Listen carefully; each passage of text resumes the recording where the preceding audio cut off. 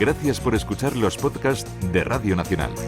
Acceda a todos los programas en rtv.es/a la carta. Espacio en Blanco. En Radio Nacional de España, con Miguel Blanco. Son las 3:06, 2:06 en las Islas Canarias. Volvemos, es de nuevo el tiempo del misterio y el Espacio en Blanco se vuelve a abrir ante nosotros aquí en vuestra casa. Las gracias a todos por estar conectados con nosotros en Radio 1, Radio 5, escuchando la radio online en 100 y pico países del mundo, descargando el podcast. Tenemos todavía mucho que contaros antes de que venga ese caso perfecto de abducciones y de ovnis y cosas mucho más raras, pero antes queremos seguir todavía con el tema de las momias. 900-137-137 el teléfono. Tras esa introducción sacamos conclusiones.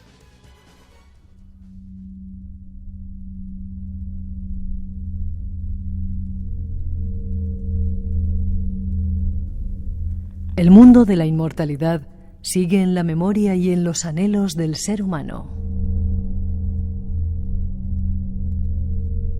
Gracias al avance de la ciencia, estamos entrando en una nueva fase. La de conseguir la supervivencia, la inmortalidad. Esto es lo que dice uno de los investigadores más polémicos de nuestro tiempo. No me pienso morir, y no solo eso, sino que en 30 años seré aún más joven. La muerte se va a convertir en opcional en 2 o 3 décadas. O vamos a crear una civilización poshumana que va a ser casi igual a Dios. Ser eternos y no sufrir enfermedades. Podría tratarse de la realidad humana en poco tiempo. Sin embargo, el ingeniero científico y futurólogo venezolano José Luis Cordeiro asegura que los avances científicos posibilitarán la inmortalidad al hombre a partir de 2045. Volamos al futuro. Tratemos de conocer algo más de lo que nos depara. Si te parece, solamente los gozamos hoy, Elena, ¿vale? Claro. Porque el tema es súper largo. Esto cuenta José Luis Cordeiro, un tanto polémico el personaje, sí, ¿no? Mucho, sí. Esto cuenta él, pero sobre todo lo cuenta Dmitry Itskov, que es un ruso que es el que ha puesto en marcha el proyecto 2045 y es quien afirma que en 30 años estamos vivos, o él al menos estará vivo, podrá costeárselo como siempre, y es lo que entronca con la famosa y conocidísima criogenización, ¿no? Que ya viene tantos años practicándose, aunque no sea legal en España todavía, pero es como el siguiente paso. Esos cuerpos que están congelados encontrarán esa respuesta que llevan tanto tiempo anhelando. Hace muchos años entrevistamos en el Espacio en Blanco Lali Ceballos, creo que se llama, la madre de la única niña que estaba de la que en aquel tiempo era la única que estaba criogenizada, y decía que solamente tenía la cabeza, y a mí eso me espantaba. Simplemente teniendo la cabeza se puede reconstruir el resto del cuerpo. Esa es la clave para todos los transhumanistas, que son los que creen en este renacer posthumano, en esta vida eterna, en la inmortalidad. Hay distintas ramas, pero todos creen lo mismo. Esa es la clave. Si la cabeza falla, si no está la cabeza, cuando cualquiera de nosotros que nos morimos y no tenemos la cabeza congelada y preservada, lo llaman muerte técnica de la información. Muerte técnica. Exactamente. Mientras tanto, la cabeza contiene el cerebro y por el momento nosotros, a diferencia de los egipcios, ¿no? Que todo el alma, el conocimiento estaba en el corazón, para nosotros todo esto, los pensamientos, recuerdos, residen en la cabeza. Por tanto, muchas veces lo único que se congela, y porque es más económico y no es necesario el cuerpo, es la cabeza. Qué curioso. ¿Se puede trasplantar la cabeza a otro cuerpo como si fuera un avatar?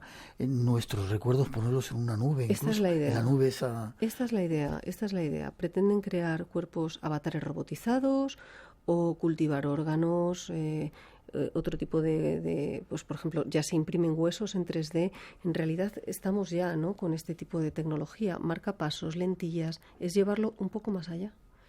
O sea, por los pelos de punta, ¿eh? A mí sí, sobre todo porque hablamos de futuro, ¿no? Pero ¿qué futuro? Si son 30 años. Yeah. Es que con un poco de suerte lo vemos. En Silicon Valley hay una universidad que está trabajando con este tipo de cosas. Hay una universidad que es donde está Cordeiro, que lo acabamos de citar, y trabajan allí. ¿Te gustaría vivir eternamente? No. No. No. Me parece injusto. ¿Por? Pues porque se generan tantos conflictos. Imagínate, o sea, primero perdemos la esencia humana tal y como lo plantean, ¿no? O sea, realmente dejamos de ser humanos para convertirnos en cuerpos creados artificialmente, tecnológicamente, de alguna manera, ¿no? O para estar... Lo de la conciencia en la nube me parece distinto, que además es como una especie de registro acásico gigantesco donde podemos residir todos, que me parece un debate apasionante, ¿eh? Pero ya es distinto. Es esa inmortalidad casi religiosa, ¿no? El pensar, yo cuando me muera, pues voy al cielo. Bueno, pues yo cuando me muera sé que mi mente, mis sentimientos, mi memoria van a estar en la nube y me podré seguir comunicando con mis familiares o con todo el que quiera. Hemos tocado algunas veces el tema, pero vamos a tener que seguir con todo ello. ¿Te apetece volver? Me apetece, claro, es un tema apasionante.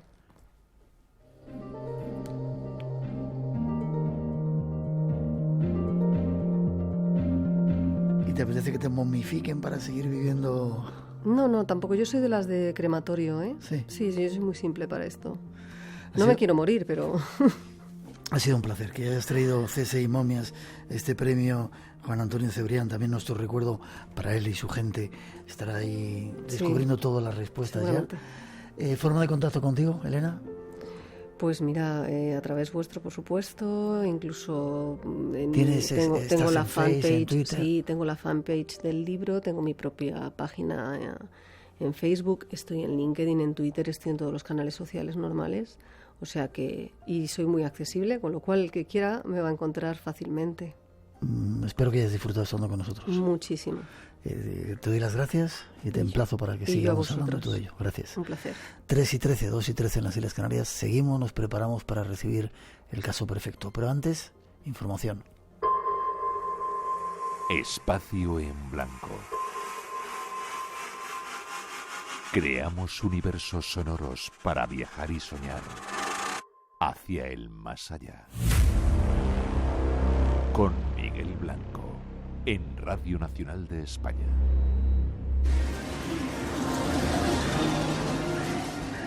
Un saludo a lo del equipo en blanco desde un pachinko en Shibuya, Tokio.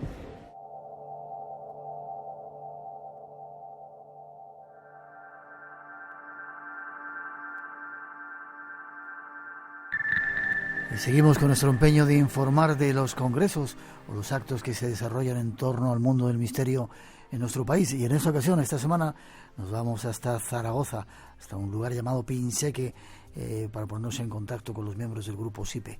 Antonio Padilla está con nosotros. Buenas noches, Antonio. Buenas noches, Miguel. Presidente del SIPE, que es la Sociedad de Investigación Parapsicológica y Exobiológica. Eso es correcto.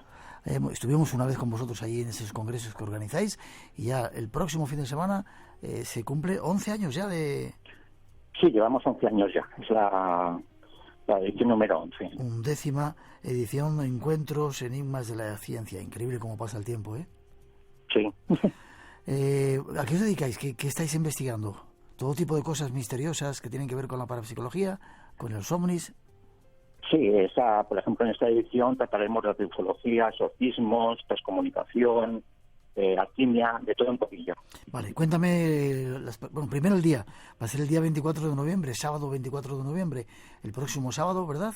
Sí, es a partir de la mañana, durante todo el día, y a la noche nos acompañará Jesús Ortega a través de su programa El Dragón Invisible. Perfecto, nuestro compañero. Dime quién va a estar. Veo aquí Marcelino Requejo. Vendrá Teresa Polvas, Jesús Callejo, Marcelino Requejo, Carlos Gabriel Fernández, Óscar Fábrega y Luis Silva. Un buen montón de investigadores para todo el día. Sí, todo el día. 3 ponentes por la mañana, 3 por la tarde y a la noche con Jesús Ortega. Bien. La entrada es solidaria, no se cobra nada, ¿no? Aunque hay que... No se cobra nada, es solamente 1 kilo de alimento no perecedero, Sí. y entonces que luego se da a las ONGs de la zona. Vale, al menos 1 kilo, que lleven un poquito más, ¿vale? Sí, un poquito más mejor. Eso es. ¿Hay espacio para mucha gente?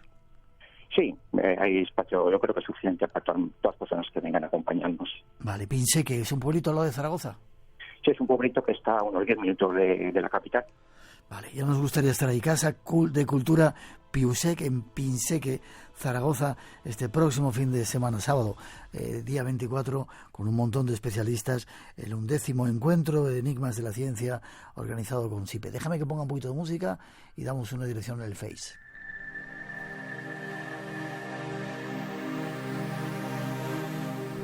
Antonio, si hay alguien que quiera tener más información, tenéis Face, me dijiste, ¿no? Sí, a través del Facebook pues pueden ponerse en contacto con nosotros. ¿Y qué tienen que buscar en el Facebook? Claro, Grupo SIPE simplemente. Grupo SIPE, perfecto. Eso Pues es. que se sigan haciendo más ediciones y que haya muchos kilos de comida para que se demuestre una vez más que el misterio sirve para ayudar de vez en cuando a la gente y sobre todo para descubrir algunos enigmas. Enhorabuena por el trabajo, abrazo para toda la gente del grupo. Muy bien, muchas gracias, Miguel. Gracias a ti, hasta prontito. Adiós, buenas noches.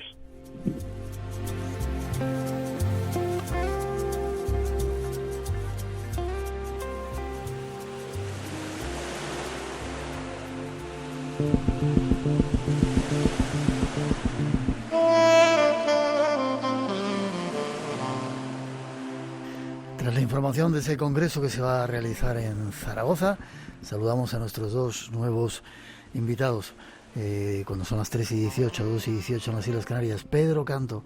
Buenas noches, don Pedro. Hola, muy buenas noches. ¿Cuánto tiempo?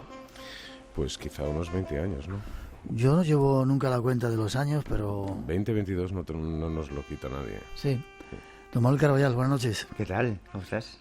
Bien, tú eres el editor de este libro que has sacado que se llama El Caso Perfecto, el caso Amaury Rivera. El Caso Perfecto es un libro de ayuda humanitaria.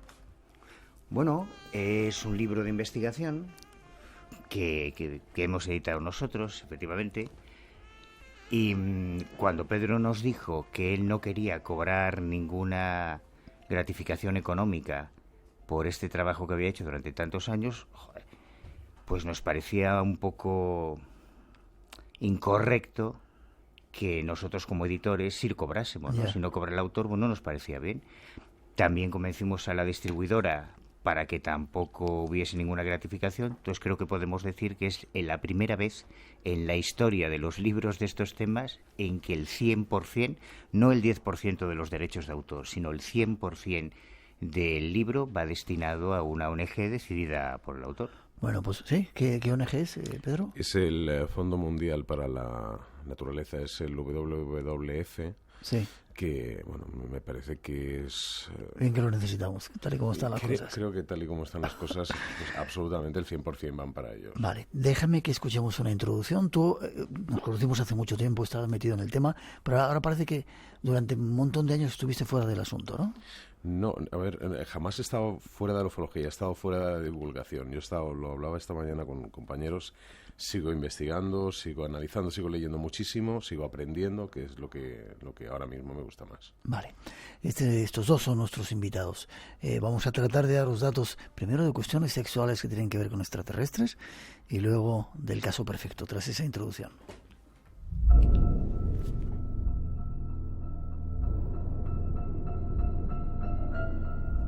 ...8 de mayo de 1988...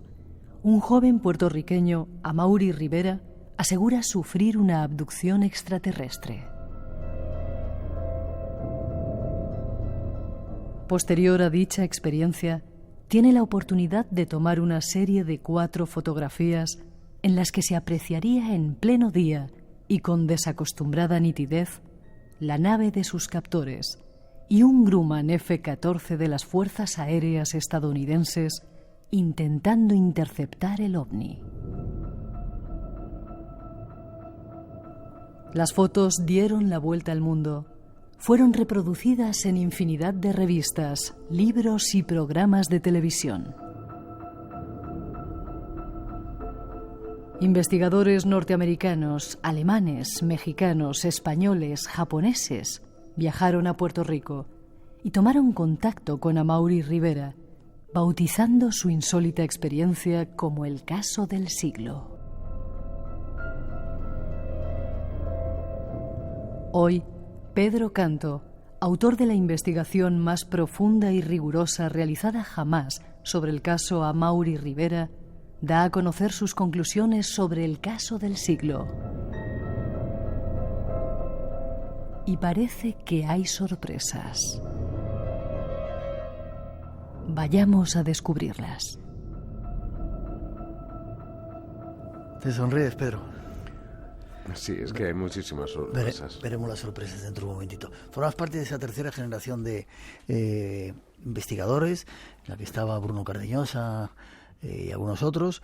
Durante mucho tiempo estuviste haciendo cosas de este tipo. Escribiste un libro que tenía que ver con contactos sexuales con extraterrestres, ¿no? Visitantes de dormitorio, correcto. Vale, 1994. Cuéntame algún caso en España y quizá luego los clásicos. ¿Hay datos? Te hago la pregunta de otra manera. ¿Hay datos que puedan probar que existen tipos de contactos entre terrestres y extraterrestres, sexuales me refiero? No, en absoluto. No. No existen pruebas. Lo que sí que existen son testimonios de que no están mintiendo. Eso no quiere decir que puedan aportar pruebas de su contacto. A ver, todo el mundo recuerda el caso de Antonio Villas-Boas en la década de los 40 en Brasil. Da unos datos increíbles, ¿no? En Minas Gerais, es una maravilla. Lo guapa que estaba la extraterrestre con la que tenía relaciones. Exactamente, y que cuando se separan, ella se señala el vientre y después señala hacia el oeste. Entonces, eso que jamás ha podido desmitificar este caso, de la misma manera que tampoco se ha podido demostrar que sea cierto. Pero lo más curioso, a lo mejor no todo el mundo sabe que el primer caso que yo recojo precisamente en el libro de visitantes de dormitorio ocurría en España. O sea, el primer caso de visitante de dormitorio ocurre en España. Esto ocurría apareció, es un recorte de prensa que apareció en la revista Interview en 1970 y que hablaba de un caso sobre, fíjate cómo eran entonces, que solamente se ponían las siglas del nombre, que era ACG, y era una niña. Era una niña, naturalmente, de 12 años. Ocurrió en Galicia, si no recuerdo mal, y es una chiquilla que esto está datado en la década de los 30, es decir, casi una década antes del caso de Antonio Villas-Boas. ¿Y qué pasaba? Pues ella relata cómo pareció ensangrentada y ella relata como una forma de humano o de humanoide de tez metálica, o sea, de forma metálica, de una constitución metálica, morfología metálica, la había forzado sexualmente. Y eso aparecía en la década de los 30, es que es una barbaridad. Claro, pero no estamos hablando solamente del caso... Has dicho la década de los 30, la década de los 70. No. En los 70 apareció en la revista Interview, sí. Y está basado en 1930. Wow. Estamos hablando de un caso primigenio. Incluso aparecía, fíjate cómo en este caso aparecía un dibujo hecho a carboncillo que había aparecido en los rotativos de la época. O sea, es un caso impresionante en aquella época. Pero es que si nos remontamos en la historia, observamos casos muy similares dentro del folclore. Casos de incubos y sucubos de la Edad Media. Se hablaba en los indios americanos o los nativos americanos, se hablaba de los hechiceros que viajaban hasta los tipis que estaban en las nubes, etcétera, etcétera. Después se hablaba de las brujas que del Canadá. Se hablan de centenares de experiencias similares que tienen unas connotaciones muy similares a lo que actualmente conocemos como visitante de dormitorio. Y otra, a ver, de la misma manera que te digo, hay muchísimos casos que en la actualidad no se pueden desmitificar en ningún caso.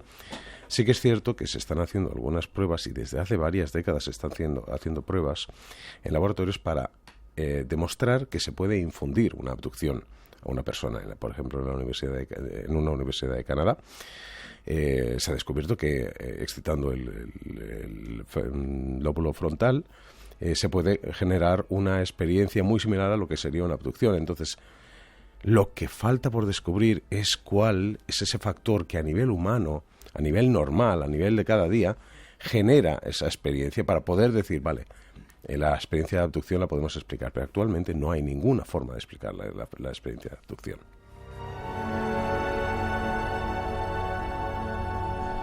En un momento vamos a ir a ese caso perfecto, pero si me permite seguir un segundito en esto, se hablaba en los años 90, finales del 2000, de que había incluso casos de niños que ya habían nacido de esas relaciones sexuales. ¿Hay algún dato de eso o simplemente son habladurías, leyendas de...? Jamás he podido encontrar ningún caso que pudiera seguirle la pista. Es decir, sí que hay testigos que dicen, se conoce, se habla, se ha salido en la prensa, etcétera, etcétera.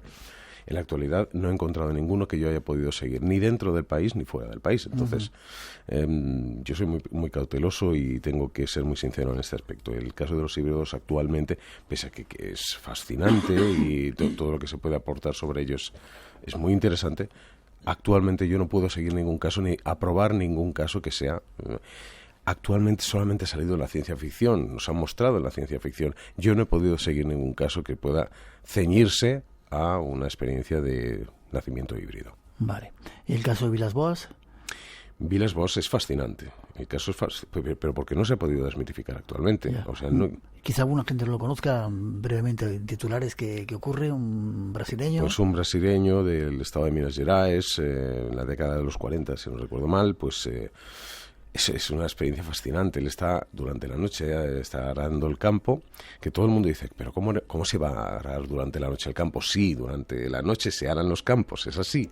Y no hace tanto calor. No hace tanto calor, exacto. Entonces, lo que tenemos que tener en consideración es que este señor presencia lo que sería un encuentro del segundo tipo. Aparece una nave que le aterriza a muy pocos metros.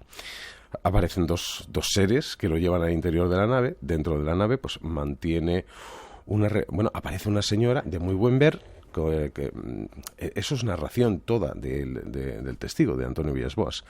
Y dentro una de las características que podríamos definir es que el vello púbico lo tenía de color rojo. Es lo único que podríamos destacar. Todo lo demás sería de la fisonomía y la morfología de una mujer. Él mantiene relaciones compartidas, es decir, no hay ninguna, no lo fuerzan, él se siente incitado por la relación y cuando abandona la nave, después de lo que sería el coito, abandona la nave a través de la pasarela y cuando va a abandonar definitivamente la nave, la testigo, o sea, la extraterrestre, por llamarlo de alguna manera, vuelvo a decir que es según su testimonio, sí. Lo que hace es señalarse su vientre y después señala hacia el firmamento, como es un indicativo. Algunos pensaron que era un indicativo de que en la simiente de Antonio Villas-Boas iban a hacer el firmamento, pero claro, o te lo crees o no te lo crees, no hay pruebas suficientes para rebatir toda la información de la materia, de la misma manera que no hay formas de quitarle toda la realidad al caso.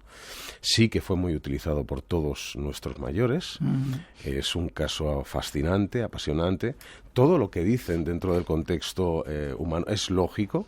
Minas Gerais, esa persona existía, absolutamente todo. Ahora, cojámoslo con cautela. Vale, 3:30, 2:30 en las Islas Canarias. Nos vamos enseguida al caso perfecto.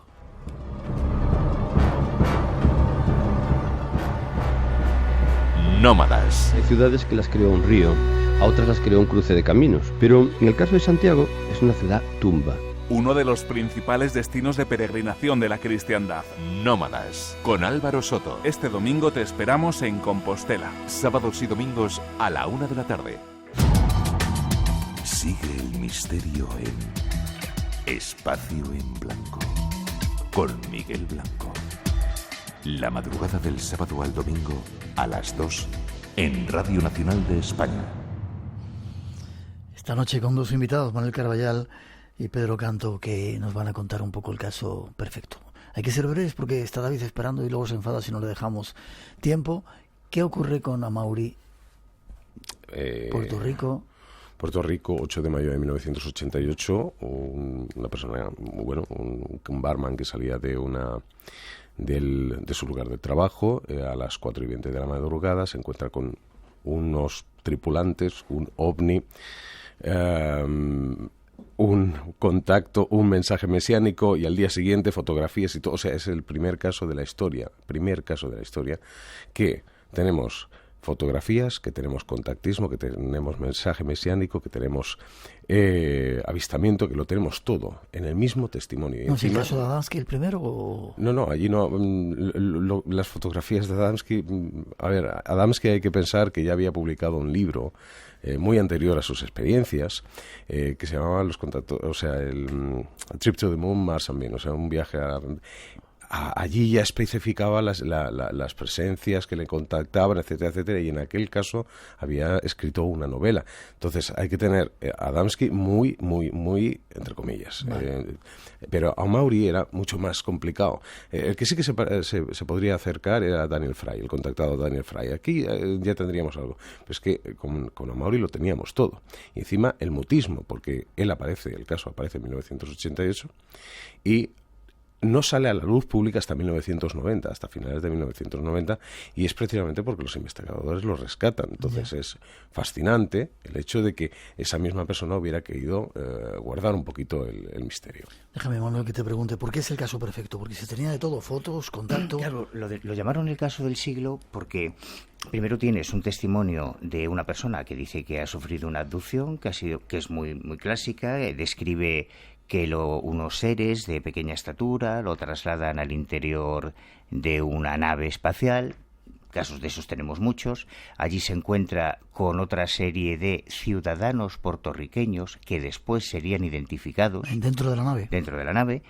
Esto ya es un poco más extraño. Hay una segunda tipología, hay un ser de aspecto más angeloide, más nórdico, que sería Amarón, el extraterrestre que le revela toda una serie de premoniciones sobre cosas que estarían por ocurrir. Eso también es bastante típico, pero lo anómalo es que es un caso en que el testigo, para avalar toda esa historia que nos ha contado, pues yo llegué a hablar con él en su día, presenta una serie de fotografías absolutamente espectaculares, que no son las típicas fotografías nocturnas de una luz en el cielo lejana, de eso estamos ya aburridos, sino que son fotografías tomadas en pleno día de un platillo volante metálico con mucha definición, al lado del cual además aparece un F-14 Tomcat, un caza de la Fuerza Aérea Norteamericana, supuestamente intentando interceptar el objeto, ¿no?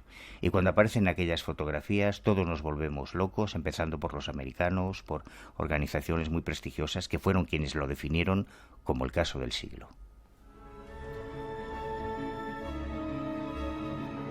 Sin embargo, Pedro, llegas tú y ¿qué pasa? Empiezas a buscar indicios, testimonios, bueno, pruebas. Lo cierto es que empezamos a observar que los investigadores nacionales, los de Puerto Rico, empiezan a convencer a los internacionales, y ahí ya aparece de todo, es decir, desde Jaime Maussan, Wendell Stevens, gente con un nombre, con un renombre y con una reputación que hablan el caso. Aparecen equipos de televisión de todo el mundo, incluso la japonesa, haciendo especiales, fotografías, haciendo de todo.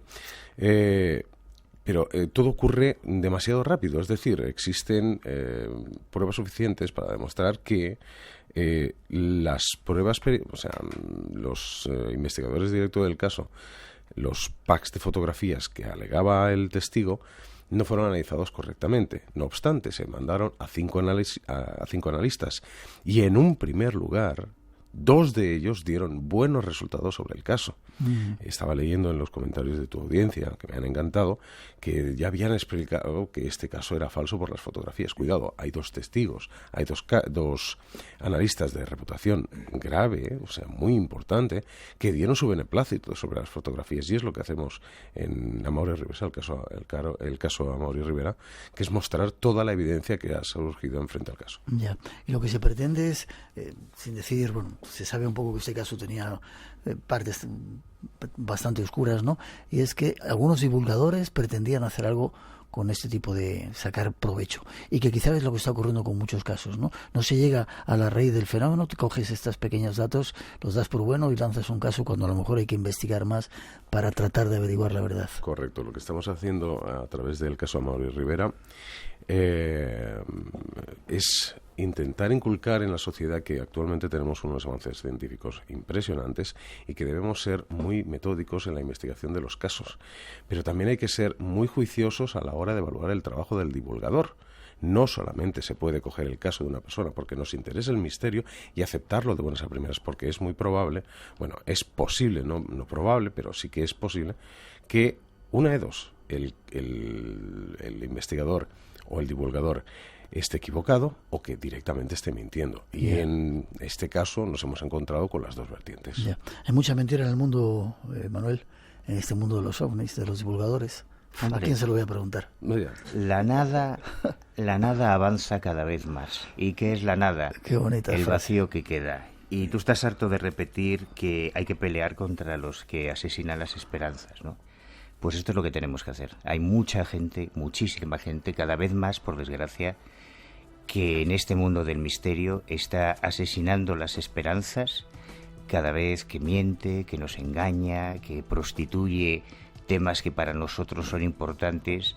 Así que hay que pelear. Tenemos que pelear hasta el último aliento. Y esto es una de las cosas que hacemos con este libro.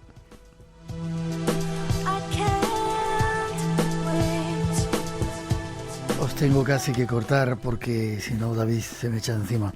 El caso Amaury Rivera, una historia de intoxicación ovni y la implicación de los investigadores y la falsificación de pruebas.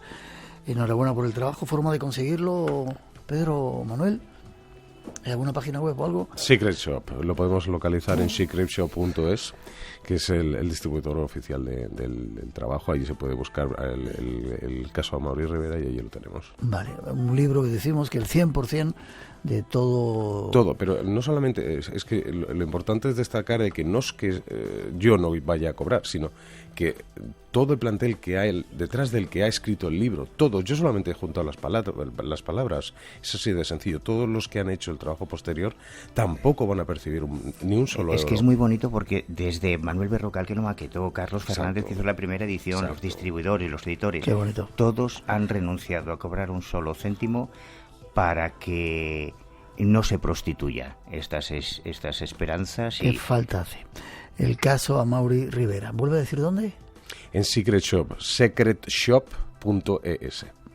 Vale, ha sido un placer volver a verte después de tanto tiempo. Yo no sé el tiempo que hacía, pero el tiempo no pasa para la gente a la que estimas. Muchísimas gracias. Manuel, te sigo viendo. Igualmente, cuando quieras. Que sigamos haciendo cosas. 3:38, 2:38 en las Islas Canarias. Preparaos, que viene ahora otro también, con otra historia parecida. Ya veréis.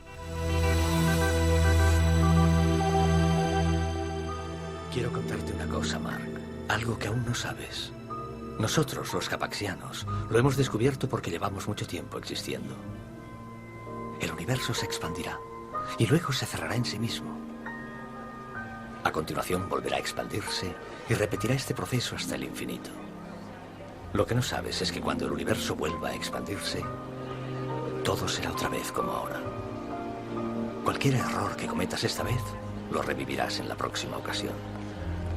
Todos los errores que cometas, los revivirás una y otra vez, eternamente.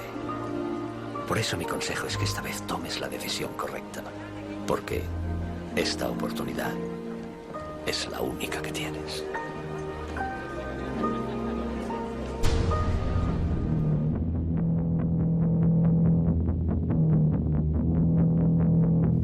Seguimos en directo cuando son las 3:39, casi 40, 2:40 en las Islas Canarias. Saludamos a nuestro compañero David Cuevas. Buenas noches, don David.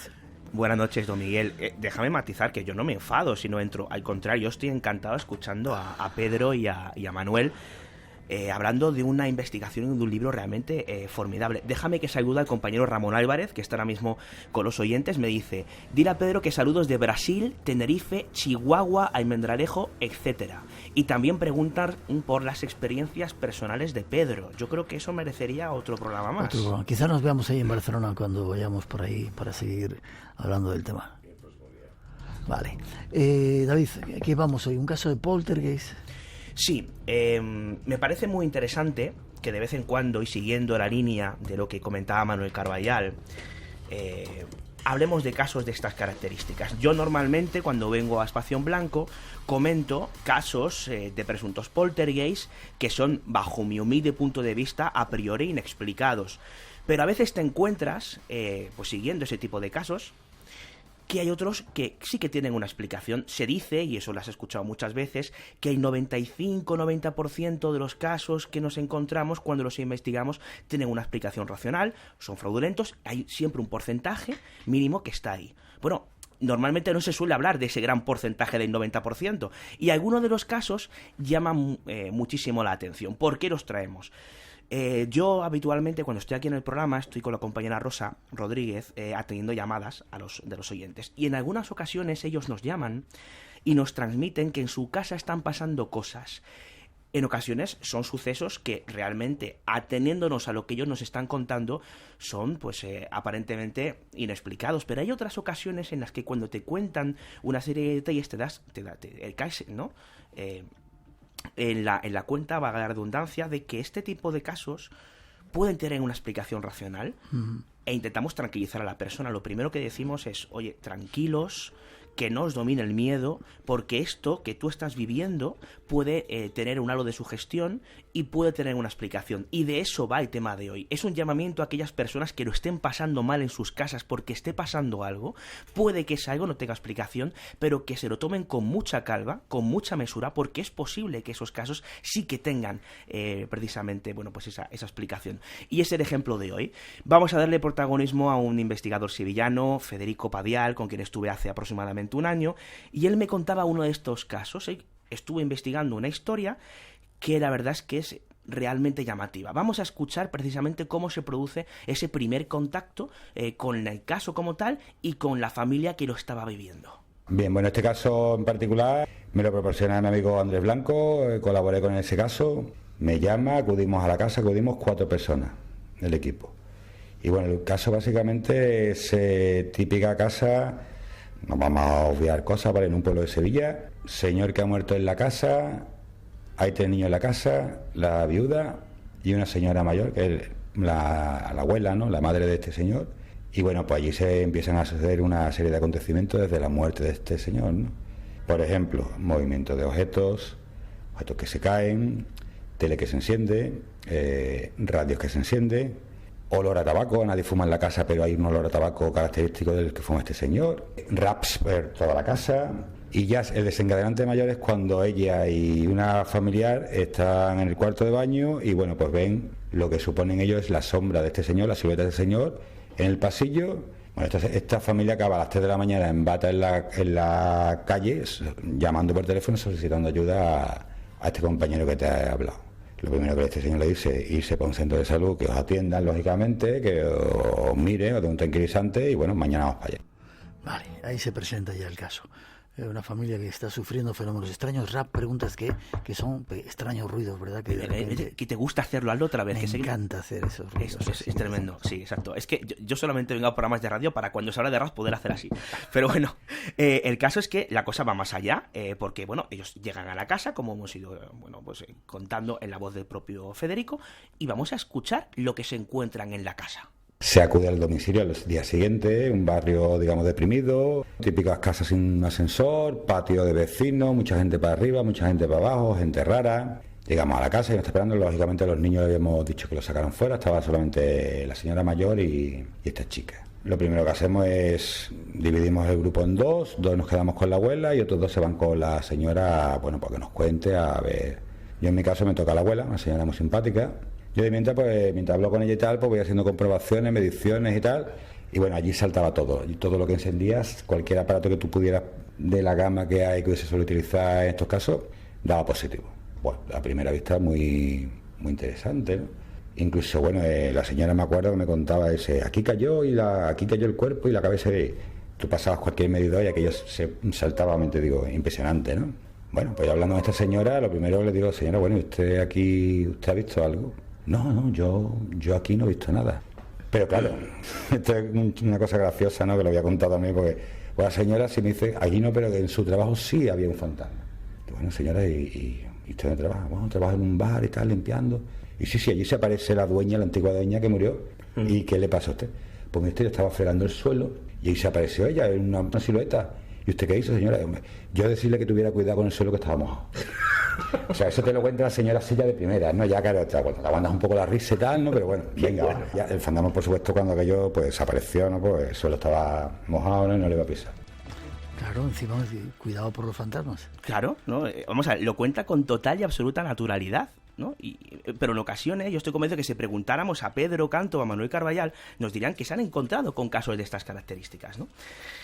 Bueno, pues ahí queda. Anécdotas simpáticas aparte, continúa, ¿no? Digamos que la investigación en el lugar, y resulta que dan un detalle súper interesante, y es el hecho de que el difunto de alguna forma está impregnando todos los objetos de la casa, y esa impregnación no solamente es física en cuanto a los objetos, sino también hasta cierto punto psicológica. Nos cuenta esto y alguna cosa más.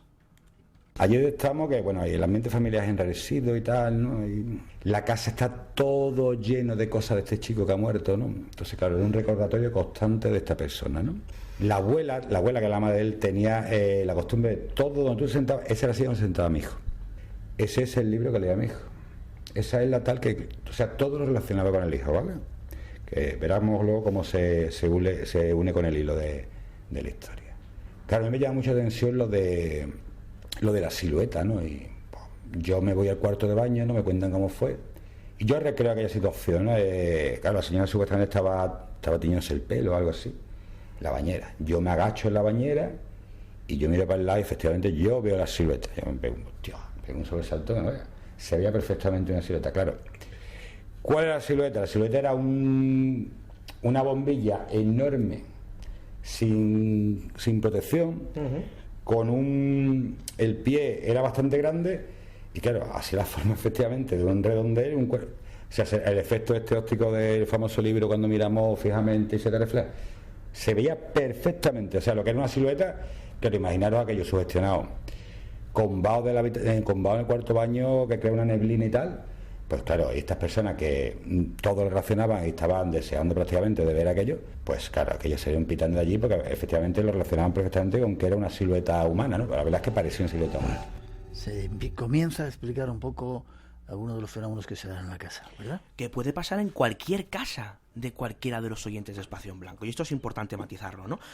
Hay más cosas. Él nos habla de que había, bueno, pues cierto magnetismo extraño, los aparatos saltaban. ¿Qué pasa? Que empiezan a investigar y se dan cuenta de que la disposición de las antenas hacía de las suyas, ¿no? Torres de esas de comunicación de... Efectivamente. Móvil. Y no solo eso, sino que las paredes, digamos, no eran de una gran calidad, las paredes que separaban unas viviendas de otras, y que al preguntar a vecinos le decían, sí, no, pero si yo escucho cuando la vecina del cuarto da un portazo, escucho un golpe y... Quiero decir, se dan cuenta de que ciertos sonidos que presuntamente procedían de la propia casa podían estar directamente relacionados con otras casas colindantes y que se escuchasen muy cercano por el material de las propias paredes, ¿no? Nos cuentan más cosas y otra de ellas es muy interesante porque, fíjate, se hablaba del tabaco, de que olía a tabaco, ¿no? Y ellos lo asociaban a que fumaba la persona y demás, porque nadie fumaba en la casa. O eso creían. Bueno, el tabaco es muy curioso. A mitad de aquello, dice la abuela, dice, perdona hijo, me voy a fumar un cigarrito, no se lo digas a mi nuera porque no sabe que fumo.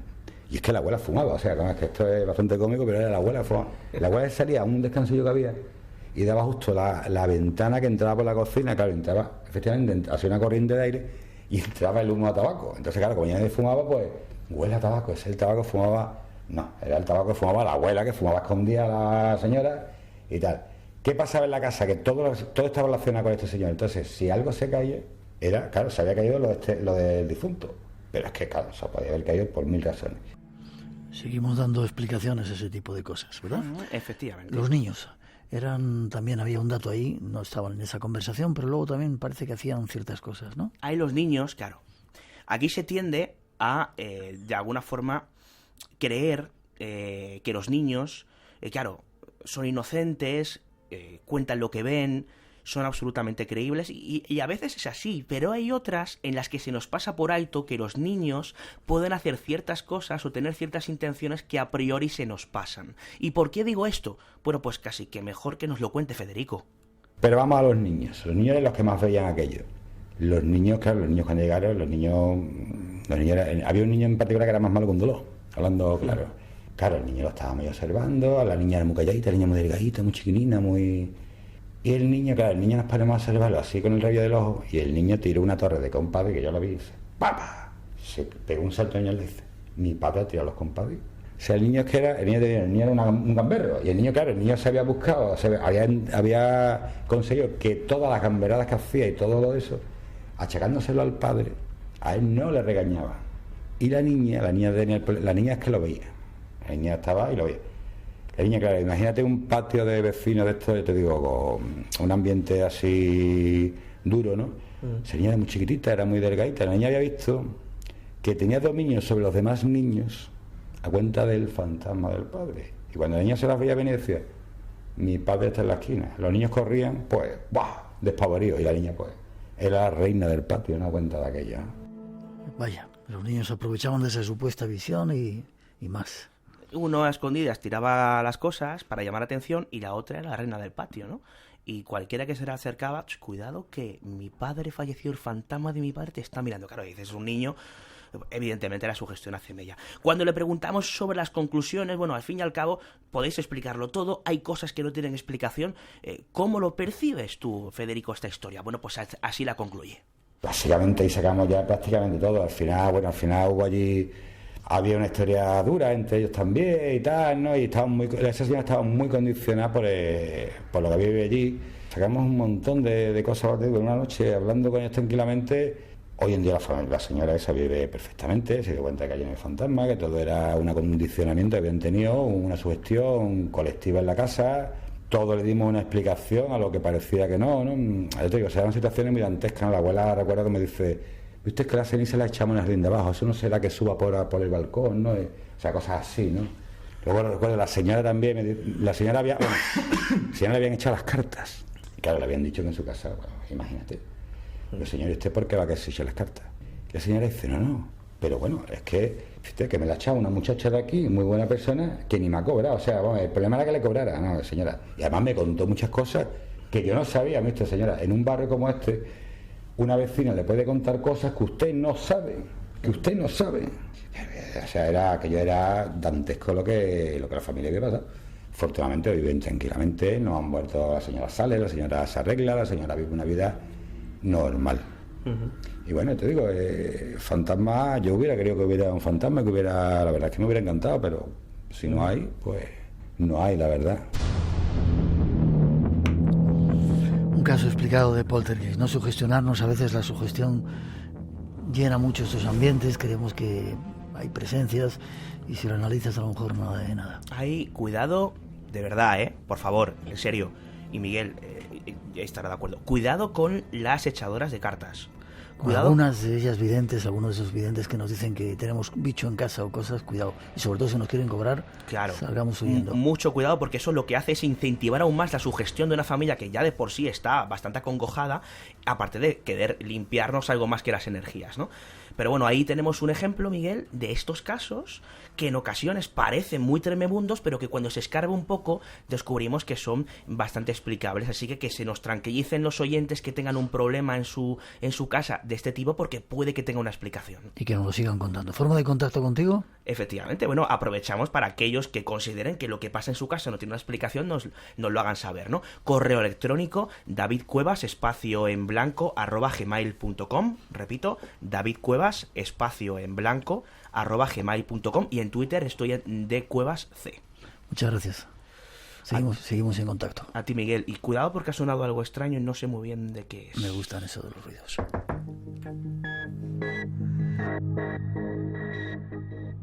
Y antes de marcharnos a toda prisa llega ya también nuestra compañera Rosa Rodríguez. Buenas noches, Rosa. Hola, buenas noches, Miguel. Llegamos de La Gomera, y nos volvemos a ir. Y nos vamos la semana que viene ya. Nos vamos, no, la semana que viene nos queda un poquito más. Sí, vale, nos queda otro programa aquí en Madrid.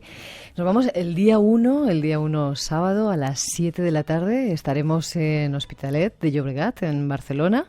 Allí en el centro comercial La Farga, haciendo un programa a las 7 de la tarde, un poquito antes de lo acostumbrado. Normalmente hacemos el programa un pelín más tarde, así que invitamos a todos los amigos del Espacio en Blanco que quieran acompañarnos en esa emisión especial a que vayan un pelín antes. Como siempre, la entrada, el aforo es gratuito, la entrada es libre, pero Tenemos un aforo que cuando se complete no podrá entrar. El auditorio de la Farga. Seguiremos dando informaciones. ¿Ganadores? Tenemos a José Manuel Bartolomé de Sevilla, María Ángeles Fraile de Vigo, José Ángel López nos ha escrito a través del Facebook, Mirta Santiesteban de Alicante y Roberto Miralles de Madrid. Escribirnos todos un correo electrónico con vuestra dirección postal y os enviamos ese libro. Seguimos viaje. Gracias, Rosa. Hasta la semana que viene. Gracias.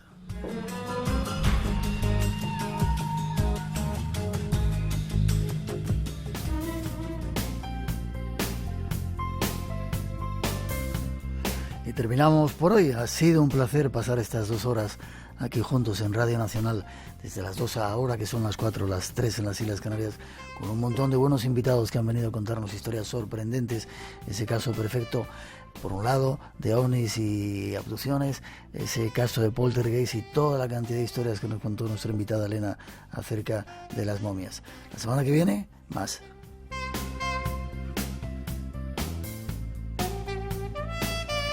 Nos encontramos en 7 días. Seguramente os contaremos historias extrañas sobre chupadores de sangre y otras cuantas sorpresas. Será en el Espacio en Blanco. Feliz semana, os esperamos. La recomendación de que sigáis en esta sintonía y hasta las 4 un poco de música especial.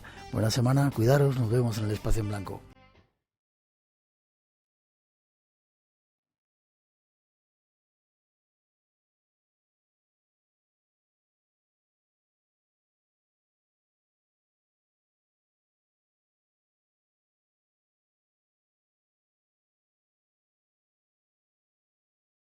El cielo de París ve pasear al amor, amantes que van mostrando su aire feliz.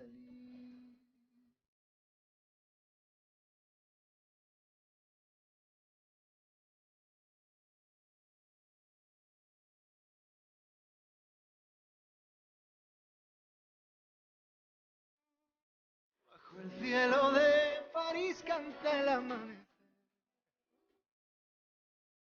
eterna canción de amor de esta vieja ciudad.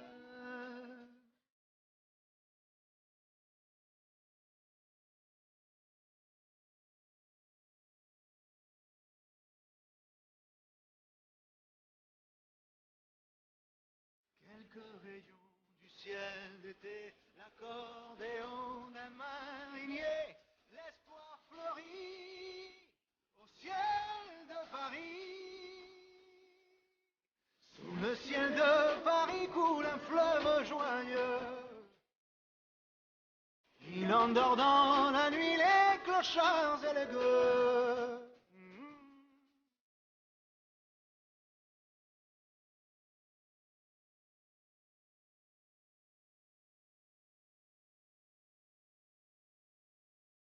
Et le ciel de Paris a son secret pour lui. Depuis 20 siècles, il est épris de notre île Saint-Louis.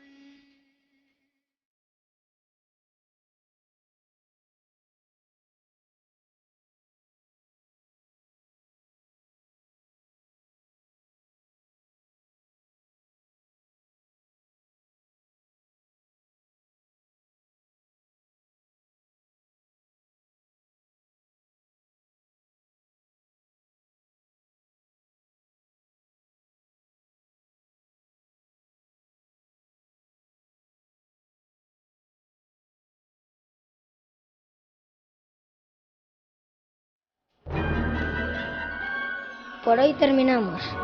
Recuerda que tienes una cita con el misterio, aquí en Radio Nacional. Será dentro de 7 días, en el Espacio en Blanco. Hasta entonces, feliz semana.